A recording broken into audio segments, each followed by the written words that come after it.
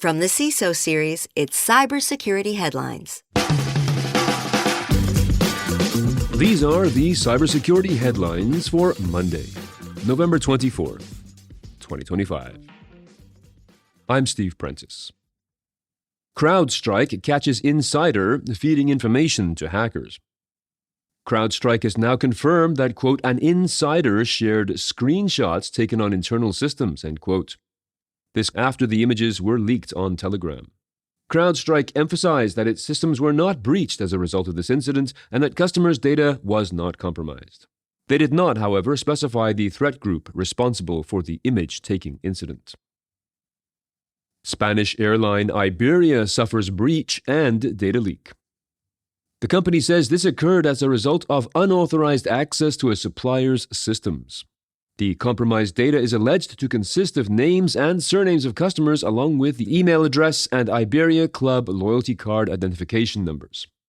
The airline says customers' Iberia account login credentials and passwords were not compromised, nor was any banking or payment card information accessed. The company is warning customers to be vigilant for suspicious communications. AI is too risky to insure, say insurers. According to the Financial Times news outlet, major insurers such as AIG, Great American, and W.R. Barclay are, quote, asking U.S. regulators for permission to exclude AI-related liabilities from corporate policies, end quote. These liabilities are described by one underwriter as, quote, too much of a black box, end quote. The fear, they say, is of thousands of simultaneous claims when a widely used AI model makes a mistake. The article quotes one executive from the insurance company Aon saying, quote, insurers can handle a $400 million loss to one company. What they can't handle is an agentic AI mishap that triggers 10,000 losses at once, end quote. The Financial Times article cites examples of the types of events that are spooking insurers. These include Google's AI Overview falsely accusing a solar company of legal troubles, triggering a $110 million lawsuit back in March, Air Canada being forced to honor a discount invented by its chatbot, and the infamous $25 million deepfake heist that happened to the London-based design engineering firm Arup last year in Hong Kong. Salesforce warns of data breach after third-party activity. This warning was released last Wednesday evening after the company discovered unusual activity related to a third-party application called Gainsight, a platform designed to help customers track sales data and customer information. Salesforce emphasized that there was no indication that the issue resulted from any vulnerability in the Salesforce platform. Instead, the company says the activity appears to be related to the app's external connection to Salesforce. Although the actors behind this have not yet been confirmed, it appears that this may be yet another attack by affiliates of the scattered Spider Shiny Hunters group. Huge thanks to our sponsor, KnowBe4. Cybersecurity isn't just a tech problem, it's a human one. That's why KnowBe4's human risk management platform allows you to measure, quantify, and actually reduce human risk across your organization. With AI-powered risk scoring and automated coaching and reporting, HRM Plus helps you surface your highest-risk users and reduce the risk of data breaches and cyber attacks proactively. Ready to move from awareness to action? Request a demo of HRM Plus today at knowbe4.com. That is KNOWBE and the number 4.com. SonicWall identifies SSL VPN flaw allowing firewall crashes. This is a high-severity buffer overflow flaw in Sonic OS SSL VPN that lets attackers crash Gen 7 and Gen 8 firewalls. With a CVE number and a CVSS score of 7.5, the issue comes from a, quote, stack-based buffer overflow that can trigger a denial-of-service condition on vulnerable devices, end quote. SonicWall is urging all customers to apply patches immediately. The flaw only impacts the Sonic OS SSL VPN interface or service if enabled on the firewall, and SonicWall is not aware of attacks in the wild exploiting this vulnerability. Cox Enterprises discloses Oracle e-Business Suite data breach. The telecommunications giant is notifying impacted individuals of a data breach that exposed their personal data. The hackers breached the company network in August after exploiting a zero-day flaw in Oracle e-Business Suite.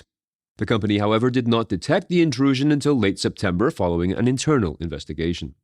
No attackers have been named, but the Clop ransomware gang has taken credit for exploiting a CVE-numbered zero-day vulnerability, long before Oracle released a patch on October the 5th.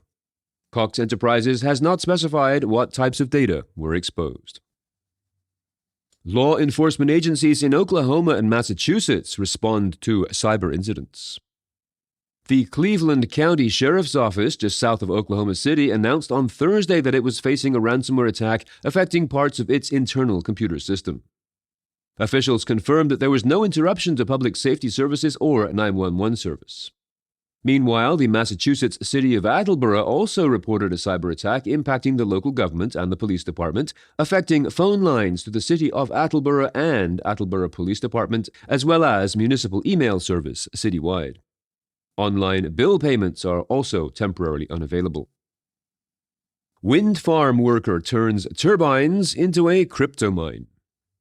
From the "when you're a hammer, everything looks like a nail" department, a technical manager at the Dutch wind farm operator Nordex has been sentenced to 120 hours of community service after it was discovered that he had secretly installed cryptocurrency mining rigs at 2 wind farm sites just as the company was recovering from a Conti ransomware attack.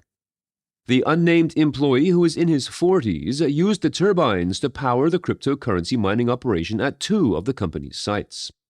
As Graham Cluley writes, this is not an isolated case, and he cites a 2018 instance in which, quote, several scientists at a top-secret Russian nuclear warhead facility in Sarov were arrested for attempting to use one of the country's most powerful supercomputers to mine Bitcoin. And in China, a school headmaster was arrested for stealing his school's electricity to power a 24-hour-a-day cryptocurrency mining rig. Do you want to know more about the most pressing stories of the last few days in time for your weekly stand-up? If so, or even if you don't, join us today at 4 p.m. Eastern for the Department of No, where our guests, Keith Townsend, Chief Technology Advisor at the Futurum Group, and Howard Holden, CEO at GigaOM, will sort out the priority stories and do a deep dive on the ones that matter most. And of course, we will actively involve you in the conversation. Just go to YouTube, search for CISO Series, and look for Rich Stroffolino's smiling face under Upcoming Live Streams. And if you have some thoughts on the news from today or about this show in general, please be sure to reach out to us at feedback@cisoseries.com. We would love to hear from you. I'm Steve Prentice, reporting for the CISO Series. Cybersecurity headlines are available every weekday. Head to CISOseries.com for the full stories behind the headlines.